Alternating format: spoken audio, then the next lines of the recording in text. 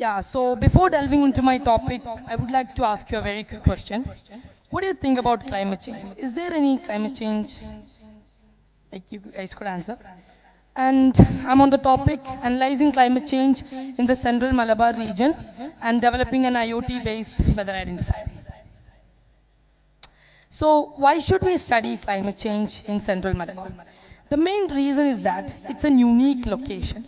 Kerala is located on the India's southwestern coast and it's a region heavily affected by the monsoon oceans and the western Ghats. And as the impact, anyone didn't do a climate change study on Kerala. And we can frequently see natural calamities happening nowadays in Kerala.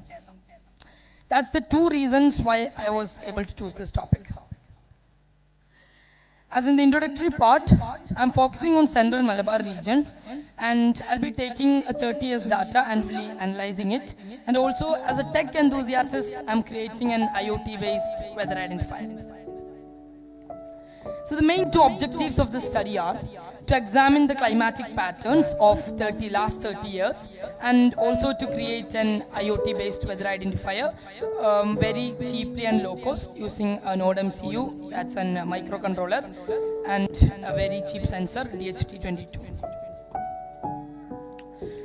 Or like the steps or the methodology of this research was, I collected data from IMD Pune and additionally I visited Anakayam Agricultural Research Station. I collected last 30 years data. I deployed the IoT system and I have analyzed it using the man-Kendall test, which was really fit for my research, and also I have visualized it. And in the findings, I was really shocking to find such a finding. Like we all are facing climate change and we are saying that it's really getting hot, there's no rainfall, that stuff. But as in the findings, I could see that in the case of temperature, there was no insignificant long-term trend.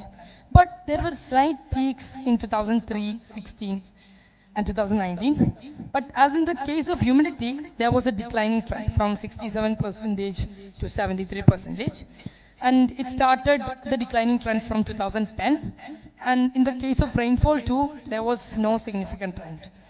But there were peaks in 2004 and 2006. In this case, you guys may have a question that in 2018, there were high rainfall. Why it didn't show here? The reason is that, for example, let's take a case. In 2018, we guess there were rain in July and June. There was high rain in July and June, but not in the other months. But in the case of 2004 and 6, there were high rainfall in all the months. So when I take the total average of a year, it will not be shown here. And telling about the IoT-based weather identifier, I have used a DHT22 sensor and a Node MCU. It's an Wi-Fi connected microcontroller.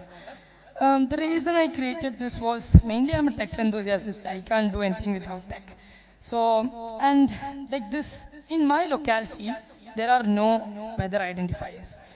I went to Anakayam Agricultural Station, but I could view there it was all rusty and it was not working properly. And in my locality, there is no weather identifier, so I've created it very cheaply. I can show you guys that thing. I've only used an Node MCU, which is like 300 rupees, and an DHT22 sensor, which can identify humidity and temperature.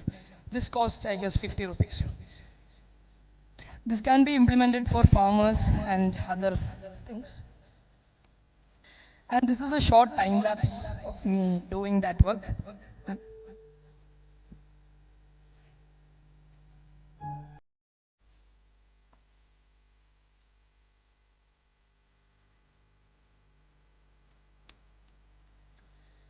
So basically I have connected this to the internet and like I can view it anywhere from the world. I have connected it to by node. This is an Wi-Fi module, so I can connect it anywhere in the internet. This is some pictures from a site or from the Anakayam Agricultural Station. You can see it's all rusty and it's not working properly. So that's all, and I'm ready to answer your questions.